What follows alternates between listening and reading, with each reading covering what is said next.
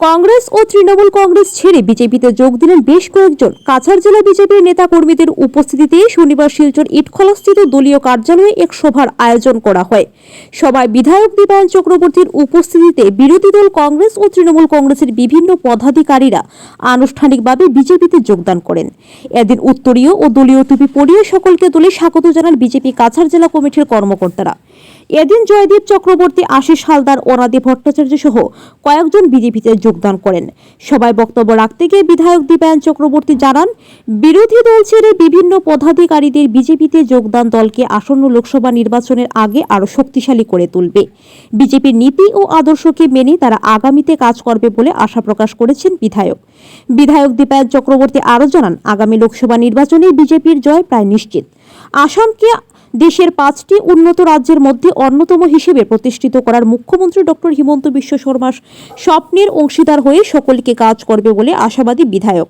সভায় তৃণমূল নেত্রী সুস্মিতা দেবকে এক হাত দিয়ে বিধায়ক জানান, কংগ্রেস ছাড়ার পর বিজেপি কর্মীদের সঙ্গে নিয়ে কাছাড়ের তৃণমূল কংগ্রেস গঠন করেছিলেন তিনি, কিন্তু সুস্মিতা দেবের নেতৃত্বকে প্রত্যাখ্যান করে সকলকে বিজেপিতে ফিরে আসায় কাছাড় তৃণমূল শূন্য হয়ে গেছে।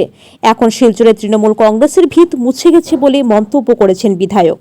Bureau report, daily Barak. রয়েছে এই যোগদান প্রক্রিয়া আপনারা জানেন, বিশেষত নির্বাচনের আগে যোগদান প্রক্রিয়া হয়। আর আরেকটি প্রক্রিয়া হয় সংগঠনের যে সময় থাকে, সেই সময় আপনার কেন্দ্রের যে কমিটি রয়েছে সেই কমিটি সিদ্ধান্ত দেয় যে কখন যোগদান প্রক্রিয়া হবে। তো বিভিন্নভাবে বিভিন্ন জন যোগদান করার জন্য জেলা সভাপতির কাছে সেটা অ্যাপ্লিকেশন দিয়েছেন। তো যেহেতু আপনারা জানেন যে একটা ক্যাডার বেস দল ভারতীয় জনতা পার্টি, তার একটা সিস্টেম রয়েছে। তো আমাদের জেলাতে যিনি জেলা সভাপতি উনি বলেছেন যে এই যোগদান প্রক্রিয়াতে যারা অ্যাপ্লিকেশন করেছে তাদের নাম বিভিন্নভাবে আমাদের যারা মণ্ডল ভিত্তিক পদাধিকারী, জেলাভিত্তিক পদাধিকারী, তাদের সাথে কথা বলে তাদের সহমত নিয়ে আর তাদেরকে যোগদান করানো হচ্ছে। তো আজকের দিনে যারা যোগদান করবেন তাদের মধ্যে উল্লেখযোগ্য নামের মধ্যে রয়েছে, আপনারা জানেন যে কাছাড় কলেজের অধ্যাপক আর একটা হিন্দু প্রাণ ব্যক্তি, যিনি বিশেষ করে হিন্দু বিভিন্ন অর্গানাইজেশন, সেটা বিশ্ব হিন্দু পরিষদ বলুন বা সংঘের একজন কার্যকর্তা বলুন, পুরো জীবন এই সংঘের কাজে তিনি নিয়োজিত ছিলেন। হিন্দু সমাজকে আর সুরক্ষিত করার লক্ষ্যে তার একটা বলিষ্ঠ ভূমিকা ছিল। আজকে স্বপন শুক্লবৈদ্য মহাশয় জয়েন করবেন। আমি আশা রাখছি ওনার মাধ্যমে আগামী দিনে বিজেপি আরও শক্তিশালী হবে।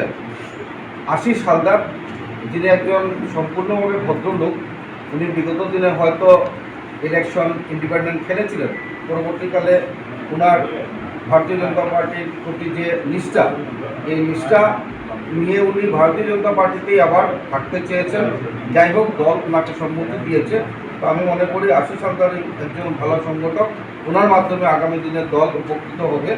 অনাদি ভট্টাচার্যের কথা বলা হয়েছে, যিনি ভারতীয় জনতা পার্টির একদম শৈশবের সৈনিক। একদম শিশুবেলা অবস্থায় ভারতীয় জনতা পার্টির যখন কিছুই ছিল না তখন যারা করেছেন তার মধ্যে অনাদি ভট্টাচার্য একজন। তো উনি আর তৃণমূল কংগ্রেসে উনি হয়তো কোনো রাগের জন্য গিয়েছেন। তো ওনার সাথে আজকে অনেকেই জয়েন করছেন।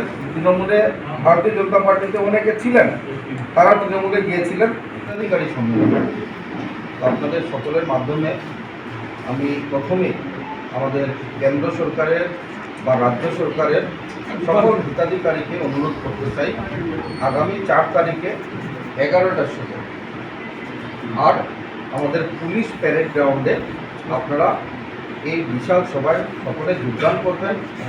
কারণ সম্মানের প্রধানমন্ত্রী, সম্মানের মাননীয় মুখ্যমন্ত্রী ডক্টর হিমন্ত বিশ্ব শর্মা মহাশয় হিতাধিকারীদের যে আজকের দিনে ভবিষ্যৎ চিন্তা করে তাদেরকে স্বাবলম্বী করার জন্য যেভাবে তাদের হেলথ প্রোটেকশনের জন্য যেসব স্কিম দিয়েছেন, তার জন্য আমি আপনাদের সকলকে এই সাংবাদিক সম্মেলনের মাধ্যমে অনুরোধ রাখছি। সাথে সাথে শিলচরবাসী, বিশেষ করে সদ্য জনসাধারণকে এই হিতাধিকারী সম্মেলনে আগামী 4 তারিখ পুলিশ প্যারেড গ্রাউন্ডে যোগদান করার জন্য অনুরোধ রাখছি। আর আমাদের কেন্দ্রের মন্ত্রী শ্রদ্ধা প্রতিমা ভূমিকে আমি স্বাগত জানাচ্ছি। করেছেন তৃণমূল থেকে আসা সাধারণ সম্পাদক আপনার কাছাড় কলেজের অধ্যাপক স্বপন চক্রবর্তী মহাশয় এবং গত 2021 সালে সোনাই থেকে নির্দোষে প্রত্যাগ করা আশিস হালদার সবাই ভারতীয় জনতা পার্টির অনুগাম হয়ে ভারতীয় জনতা পার্টির কাজ দেখে সবাই আমাদের দলে জয়েন করেছেন।